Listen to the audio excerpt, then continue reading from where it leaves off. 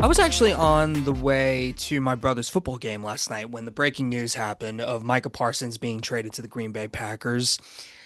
And, a lot of people were obviously shocked about this. And I was surprised to see it, of course, but it's one of those things where it's surprising, but it's not surprising. If you are aware of the history of Jerry Jones, in fact, if you're watching that Cowboys documentary now on Netflix, I was watching the episode where he was dealing with the Emmitt Smith negotiations, and kind of similar thing here, only this time he actually pulled the trigger for a Micah Parsons deal. And the thing is Micah Parsons is now getting paid a $188 million 4-year contract, I believe, and the Packers have signed him to that contract. And he is now the highest paid non-quarterback position in football. Now, he deserves it. I mean, let's face it, Michael Parsons has been excellent since he's came into the league, and he's one of the best players in the league. He was the best player on the Dallas Cowboys. But what the Cowboys are saying is, listen, our defense wasn't good last year, and it doesn't really make sense for us. I'm not defending them. I'm just saying this is what they're thinking.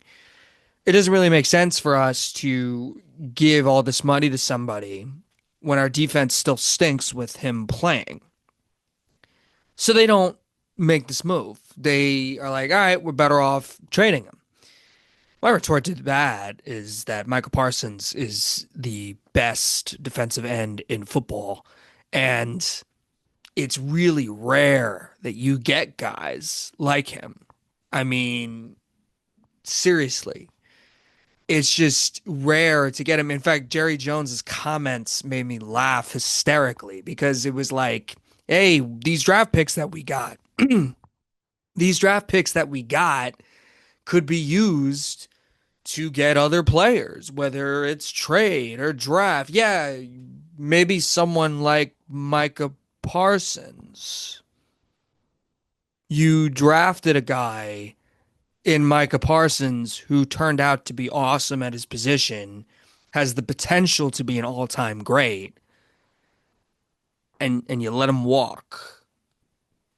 So you most certainly, odds are, you're going to bring in a player worse than that, in which, what is the point? And a Cowboy fan has seen the Jerry Jones soap opera so many times.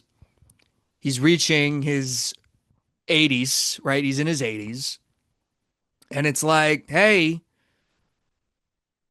this could be the last legacy style move for Jerry Jones. And if you ask me, I don't think it's a good one. I think it just also makes it funnier that the Green Bay Packers were the last team the Cowboys faced in the playoffs and upset them and embarrass them on national television in the playoffs after the Cowboys had an excellent season.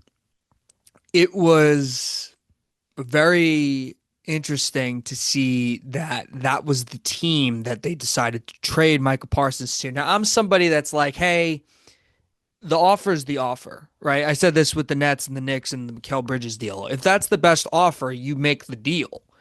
And in my opinion, the Nets did that with Mikal Bridges, even though you're trading him to your arch rival, to the Knicks, whatever. It's petty stuff. If that's the best move, it's the best move. It just didn't feel like it just felt like they could have got more from Michael Parsons. That's what it felt like. And he fits such a crucial need for Green Bay, who now sees himself as a Super Bowl contender. And I agree.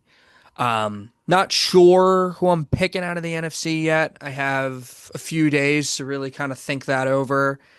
I mean, you got Philadelphia there. I think you got, obviously Detroit is going to still be in the mix, but I think Green Bay has the potential to win that division and be the best team in that division. And I said this before Micah Parsons got there. So now that they have him, it makes them even more better because their offense is probably going to be top 10 again with LaFleur and that coaching staff. And Jordan Love, odds are, probably getting a healthier season this year, even though they did well without him.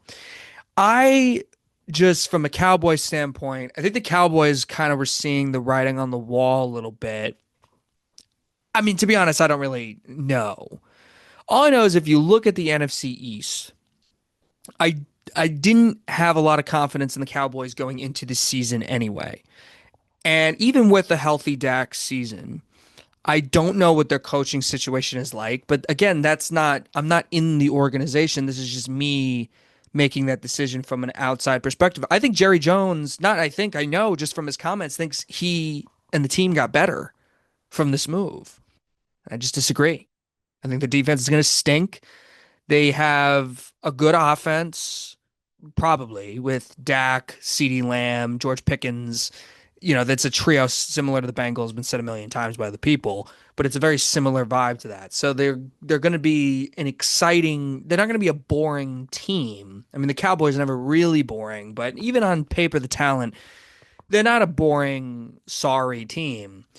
But I think you could make a good argument they are the worst team in this division, especially with how good the Giants' vibes have looked recently. The fact that Dable and Shane felt more urgency in the summer. It looks like they had a dramatic direction changing draft, which, is important. It's just that schedule is really difficult. But the Cowboys didn't have a lot to really look forward to. Obviously, they have the new coach. We have no idea what's going to be the case with that. And honestly, the Commanders, we'll see. I think they take a step back this year. But the Eagles, you think Dallas is going to really overtake and really challenge the Eagles this year?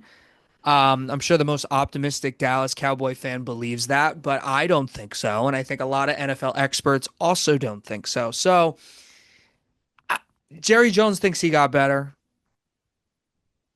I mean, Dallas is not a Super Bowl contender. So them you can't say, well, they didn't pay Michael Parsons because they're not a Super Bowl contender, but also say they got better. You can't say that. They got worse.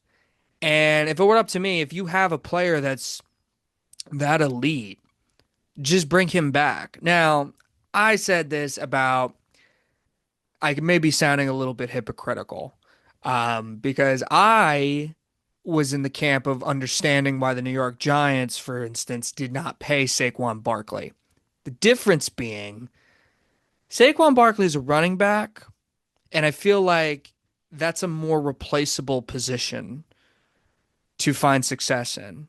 And a lot of running backs don't get paid, and that was kind of the big reason. Now he obviously made the New York Giants and me and countless others look stupid because the next year he had the greatest season a running back has ever had, basically, and won a Super Bowl. So I'm not defending necessarily what I said earlier, but I think a lot of teams would have done what the New York Giants did. Not sure a lot of smart organizations would have done what the Dallas Cowboys just did. And Jerry Jones's track record isn't necessarily the smartest ever. So, judging off this, and you're looking at a Packers organization that really is never bad, never misses the play. I mean, obviously Aaron Rodgers is a big reason for that, but this is a consistent thing. You go from Favre to Rodgers to Jordan Love, they continue to find success and then never really bottom out bad. So those first round picks that they got are probably not going to even be that great. Um, Actually, I could the only reason they would be great is if someone they stole in the late first round. That's really it would that's really what it would be. And now the Packers have this newfound momentum with Parsons there. And like I said earlier, it was a position of need for them. And it really just kind of comes up to me that Dallas is going to miss the playoffs this year and Green Bay is going to compete for a Super Bowl. This is what this move does. When you get a generational talent in Micah Parsons. You just add him to your team that won 11 games last year. That's a good thing. It's a must do for the Packers. I'm actually surprised more teams weren't in on it. Maybe Jerry Jones didn't talk to many teams. Dallas gets a Pro Bowler and defensive tackle Kenny Clark, and you know, sure, he's a defensive tackle, a position of also need for the Dallas Cowboys, but not a generational talent like Michael Parsons. Does Dallas recover from it? I'm gonna. I feel pretty good about. going against the Cowboys' opinion on this.